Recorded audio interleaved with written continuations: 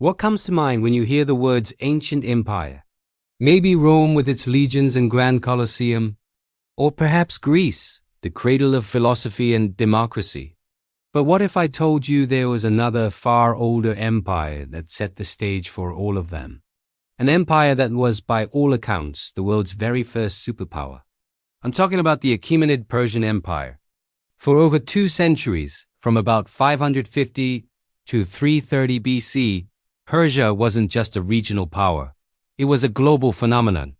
At its peak, it stretched from the Balkans in Europe all the way to the Indus Valley in modern-day India. Imagine an empire that spanned 3 continents, Asia, Africa, and Europe. It was home to an estimated 44% of the entire world's population at the time. Think about that for a second. Nearly half of all people on Earth lived under Persian rule. No empire before or since has ever reached that staggering percentage. So how did this happen? How did a group of semi-nomadic tribes from what is now modern-day Iran build an empire of such unprecedented scale and influence? The story begins with one man, a visionary leader whose name has echoed through history, Cyrus the Great. Around 559 BC, Cyrus inherited the throne of a small vassal kingdom called Anshan. But Cyrus had ambitions far beyond being a minor king. He united the Persian tribes, overthrew his Median overlords, and began a series of astonishing military campaigns. He conquered the wealthy kingdom of Lydia in modern-day Turkey, and then turned his sights on the crown jewel of Mesopotamia, the legendary city of Babylon. In 539 BC, Cyrus's army marched on Babylon. What happened next is a masterclass in strategy. Instead of a bloody siege, Cyrus's forces reportedly diverted the Euphrates River, which flowed through the city, allowing them to march in under the city walls through the dry riverbed. The city fell with minimal bloodshed, but what truly set Cyrus apart wasn't just his military genius. It was his revolutionary approach to governance. After conquering Babylon, he didn't enslave its people or destroy their temples. Instead, he issued what is now known as the Cyrus Cylinder. This ancient clay artifact is sometimes considered the world's first charter of human rights.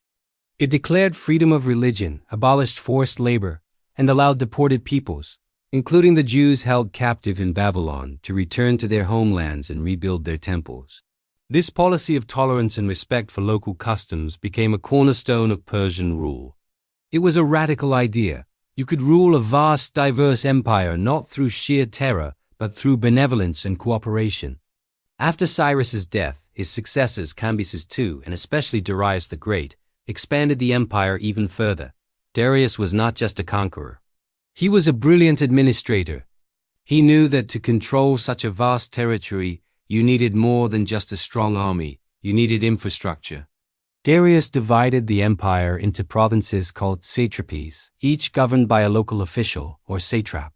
He introduced a standardized currency, the gold daric, which facilitated trade across his vast realm.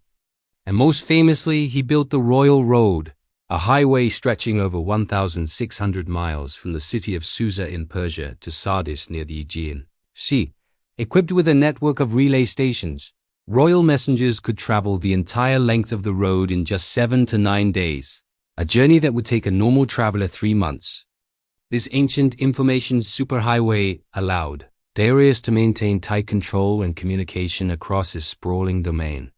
The heart of the empire was its magnificent capitals, cities like Susa, Babylon, and the ceremonial masterpiece, Persepolis. Built by Darius and his son Xerxes, Persepolis was a breathtaking display of wealth, power, and cultural fusion.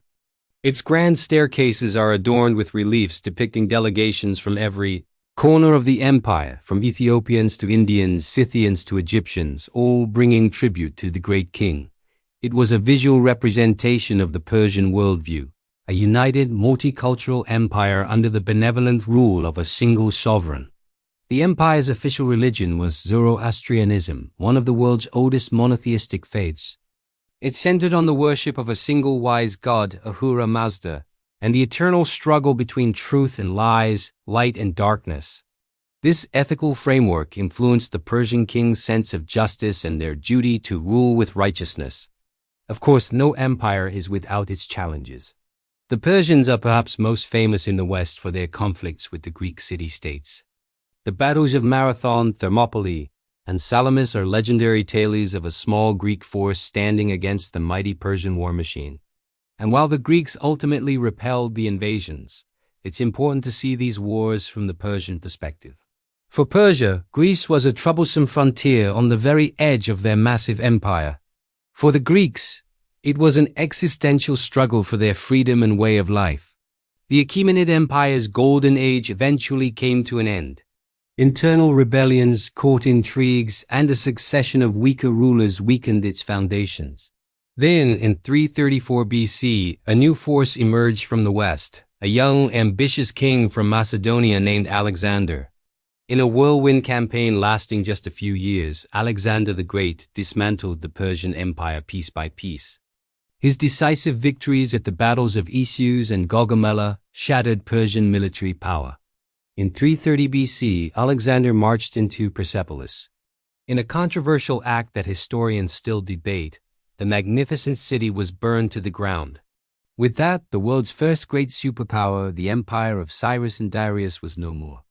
But its legacy did not perish in the flames. The Persian concept of a benevolent, multi-ethnic empire, its administrative innovations, its road networks, and its cultural tolerance left an indelible mark on the world. Alexander himself adopted many Persian customs, dress, and administrative methods, recognizing their effectiveness. The Romans, in turn, learned from the Persians how to manage a vast and diverse territory. The idea of a world united under a single just rule, the importance of infrastructure in connecting people, and the revolutionary concept of religious and cultural tolerance, these were Persian ideas that shaped the course of history.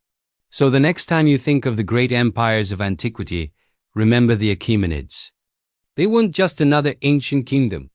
They were the original blueprint, the world's first true superpower, whose influence still resonates in our world today.